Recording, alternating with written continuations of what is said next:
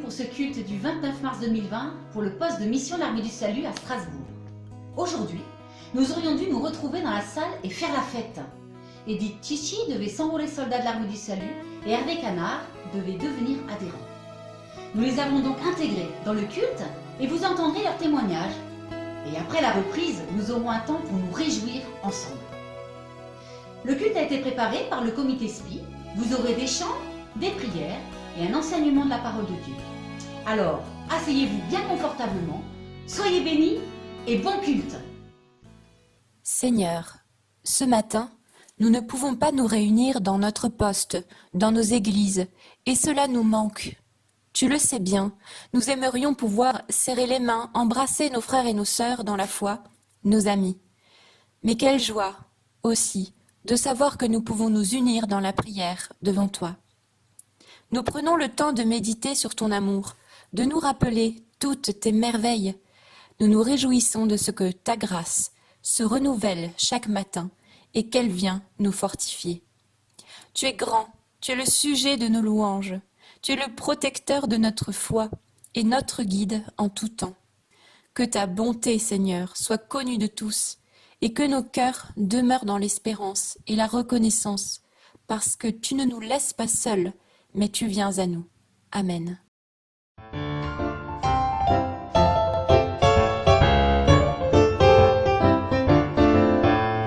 seul est ma lumière, ma délivrance et mon appui. Le Seigneur seul est ma lumière, ma délivrance et mon appui. Qu'aurais-je à craindre sur la terre, puisque ma force est toute en lui. Le Seigneur seul est ma lumière, ma délivrance et mon appui.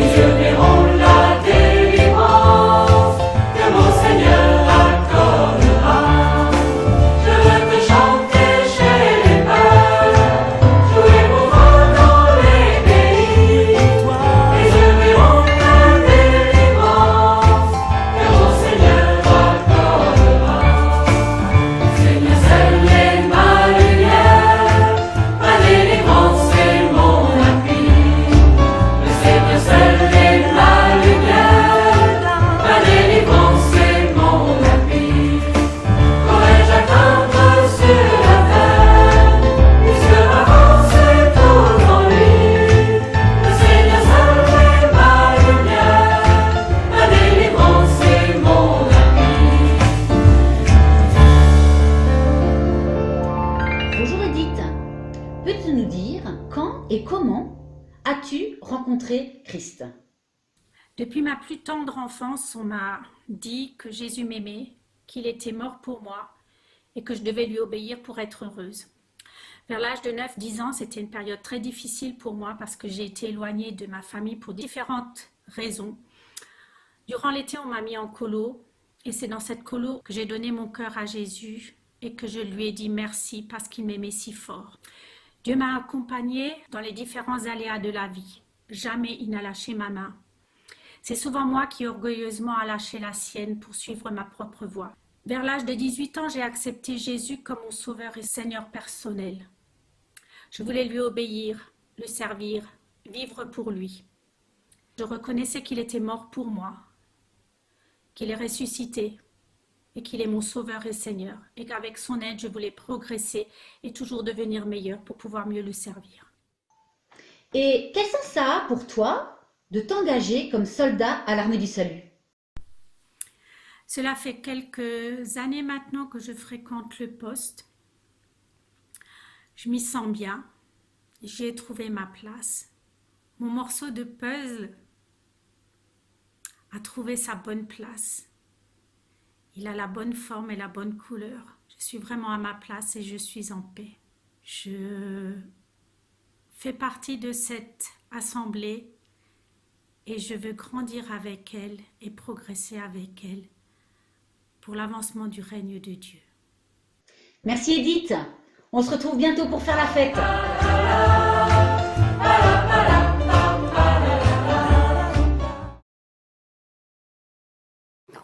Je viens d'une famille catholique, pratiquante.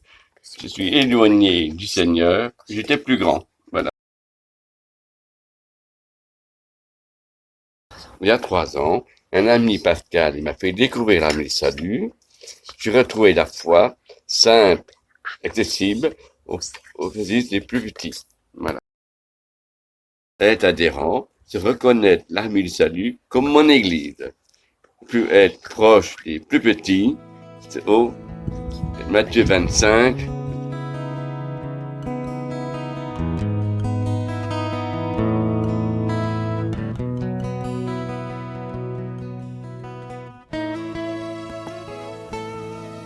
Vous êtes les enfants que Dieu aime. Eh bien, imitez-le. Vivez dans l'amour comme le Christ.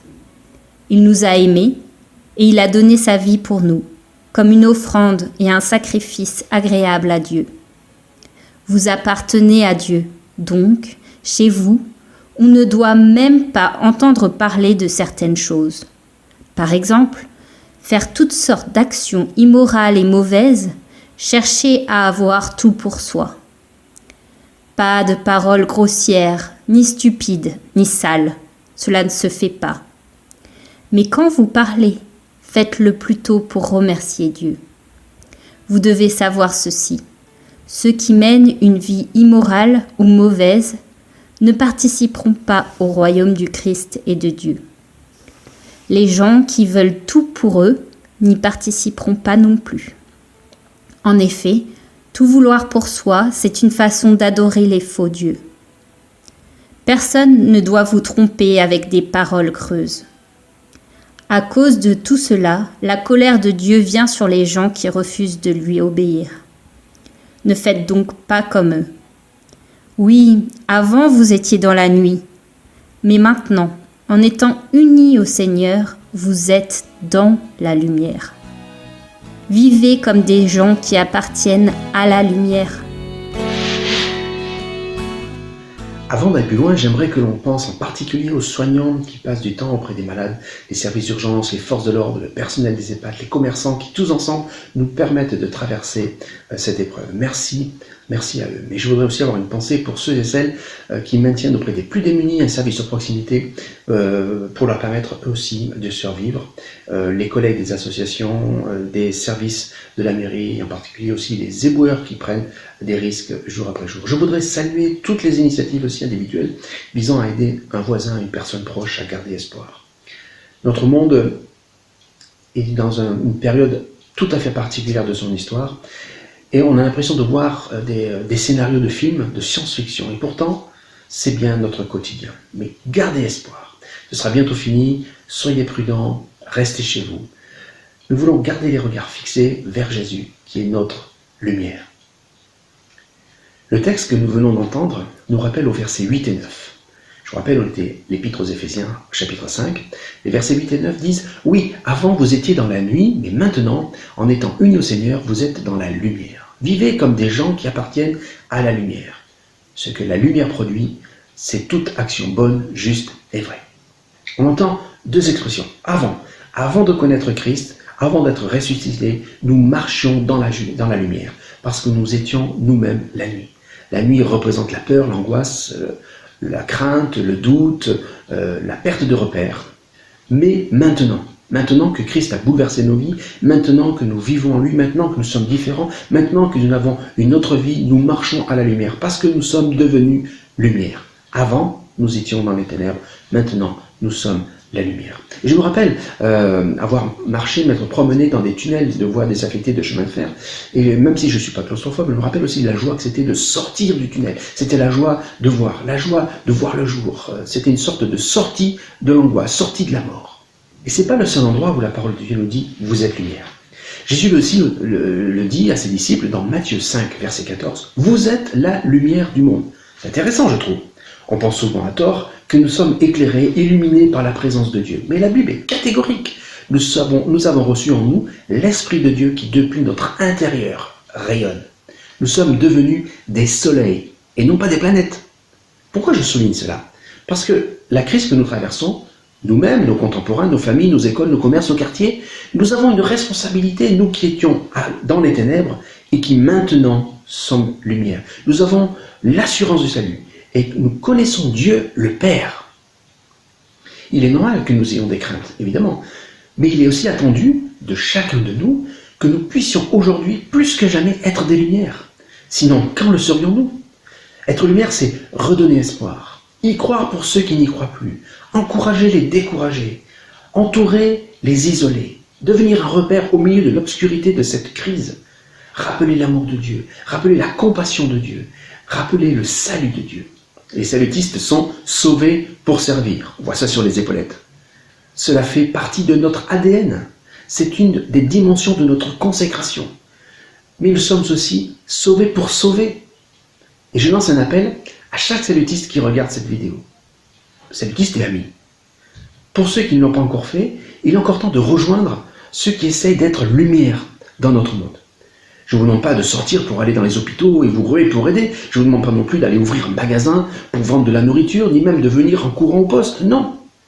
Mais si chacun de nous prend à cœur 5 personnes, 5 personnes de nos connaissances, et si possible des personnes qui ne connaissent pas ce qu'est la résurrection en Christ, et que ces 5 personnes, vous en prenez soin. Appelez-les, mettez-vous en quête de leurs besoins. Consolez-les, encouragez-les, redonnez-leur espoir. Rappelez-leur qu'on va sortir de cette crise. Redites-leur encore que bientôt ça va être fini, qu'on va en voir la fin et qu'il faut tenir. Conseillez-les, priez avec elles. Et si elles ne veulent pas, priez pour elles chez vous. Portez-les. 5 personnes. Alors certains vont dire, oui, 5 c'est pas assez, il faut en faire 10. Commencez par 5, c'est déjà bien. Et si vous pouvez faire 10, faites 10. Soyez des soleils pour les planètes qui sont autour de vous.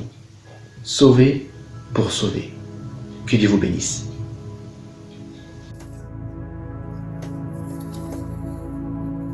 Notre Père, qui es aux cieux,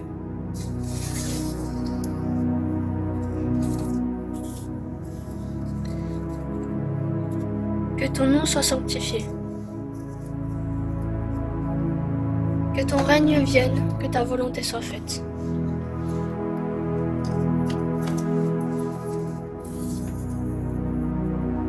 Sur la terre.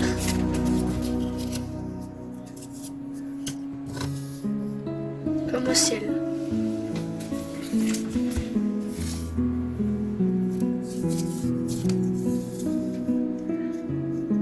Donne-nous aujourd'hui notre pain de ce jour. Pardonne-nous nos offenses, comme nous pardonnons aussi à ceux qui nous ont offensés. Ne nous laisse pas entrer en tentation, mais délivre-nous du mal, car c'est à toi qu'appartiennent, dans tous les siècles, le règne, la puissance et la gloire. Amen.